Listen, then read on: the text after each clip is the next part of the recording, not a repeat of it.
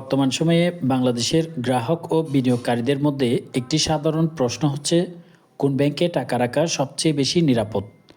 বিশেষজ্ঞরা বলছেন, একটি ব্যাংকের স্থিতিশীলতা মূল্যায়নের জন্য একাধিক সূচক বিবেচনা করা হয়, যেমন ব্যাংকের credit rating, non performing loan NPL, asset ও deposit ratio, capital adequacy ratio CAR, বছরের পর বছর ধরে sustainable profit growth, board of director দক্ষতা এবং গ্রাহকের আস্থা। এই সূচকগুলো বিশ্লেষণ করে বলা হয় কোন ব্যাংক ঝুঁকিতে ও সুরক্ষিত এবং কোন ব্যাংক তুলনামূলকভাবে ঝুঁকিপূর্ণ। ক্রেডিট রেটিং সবচেয়ে গুরুত্বপূর্ণ একটি সূচক। যেসব ব্যাংক লং টার্ম রেটিংয়ে AAA, AA এবং এ পেয়ে থাকে তারা তুলনামূলকভাবে স্থিতিশীল। বাংলাদেশ ব্যাংক এবং আন্তর্জাতিক রেটিং এজেন্সির তথ্য অনুযায়ী শীর্ষ ব্যাংকগুলোর মধ্যে ব্যাংকগুলো রয়েছে। এবং বাংলাদেশে টাকা জমানোর জন্য কোন ব্যাংকগুলো সবচেয়ে ভালো, কোথায় সুদ বেশি পাওয়া যায়, ব্যাংক সবচেয়ে বেশি নিরাপদ, কোন ব্যাংক স্থিতিশীল, সবকিছুই জানাবো আজকের ভিডিওতে। প্রথমে আসি, আপনার যদি হয় টাকা জমা রাখার উদ্দেশ্য, তাহলে ব্যাংকে টাকা রাখার মূল সুবিধা হলো টাকা নিরাপদ রাখা, নিয়মিত সুদ বা মুনাফা পাওয়া এবং প্রয়োজন হলে যে কোনো সময় আপনার টাকা উত্তোলন করা। লেনদেন করার জন্য ব্যাংকে বেশ কিছু অ্যাকাউন্ট থাকে, যেমন সেভিংস অ্যাকাউন্ট থাকে, ফিক্সড ডিপোজিট থাকে। সেভিংস অ্যাকাউন্টের ক্ষেত্রে সেভিংস অ্যাকাউন্টের সুদ সাধারণত কম হয়, কিন্তু টাকা তুলতে কোনো ঝামেলা নেই। বেশিরভাগ ব্যাংকে সেভিংস অ্যাকাউন্টের সুদ 2 থেকে 8% হয়ে থাকে। তবে ফিক্সড ডিপোজিট বা এফডিআর এর ক্ষেত্রে দীর্ঘ সময়ের জন্য টাকা রাখলে এখানে বেশি লাভ পাওয়া যায়।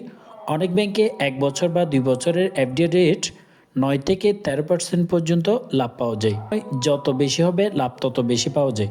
সবচেয়ে নিরাপদ ও স্থিতিশীল ব্যাংকগুলোর তালিকার মধ্যে বর্তমানে রয়েছে BRAC bank, eastern bank, the city bank, trust bank, Dutch Bangla bank, prime bank, Pubali bank, Islami bank, United commercial bank এবং ন্যাশনাল ব্যাংক লিমিটেড।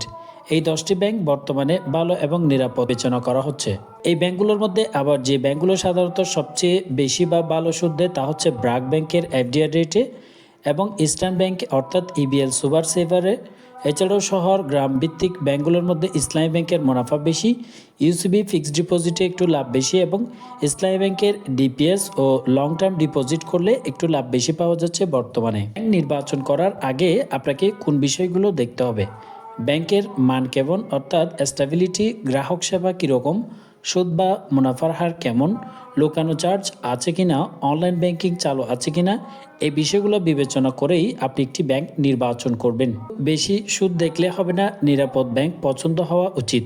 বড়, স্থিতিশীল ও সার্ভিস ভালো ব্যাংক বেছে নেওয়া দীর্ঘমেয়াদী পরিকল্পনা থাকলে এফডিআর সবচেয়ে বেশি লাভজনক। অ্যাসেট ও ডিপোজিট রেশিও দেখে ব্যাংক নির্বাচন করা যায়। ব্যাংক তাদের গ্রাহকদের আমানতের কত শতাংশ ঋণ হিসেবে বিতরণ করেছে।